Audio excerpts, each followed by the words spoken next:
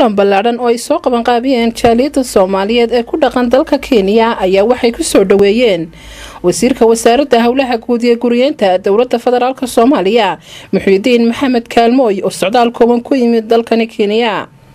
kulankan oo ka soo qayb galeen qaybaha kala duwan ee jaaliyada Soomaaliyeed ayaa ahaa mid wasiirku jaaliyada ugu warbixinayay halka uu marayo xaaladda ammaan iyo midka horumarneed ee dalka Soomaaliya.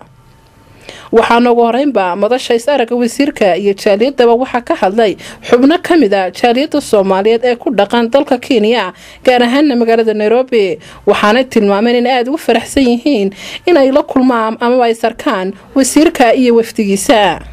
dhammaan jaaliyada ku sugan magaalada Nairobi dalka Kenya si aan u soo dhaweyno wasiirkeena howlaha guud iyo guriyeenta saadaradeed mudan wasiir adigii wafdigaada soo dhawaada. marka waxaan aad u tixgelinayaa aan aadna ugu faraxsanahay dhalinyarada Soomaaliyeed maadaama nahay dhalinyarada in oo la shaqaaleey u baahan yihiin dhalinyarada Soomaaliyeed.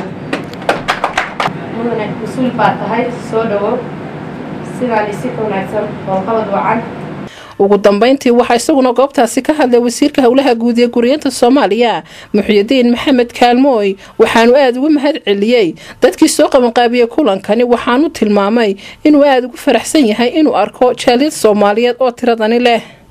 marka waqtigan haysta aad u ciir u ah berina safar ayaan ku jiraa laakiin waxaan aad iyo aad u jeclaystay inaan idin imaado waqtigeyga inaan qayb idinka siiyo saacadahayga inaan qayb idinka siiyo inaan idin arko sida aad u jeclaateen inaadna aragtaan ayaan annagu jeclaystay inaan idin arko wax badanna niyadda waan idinku hayay.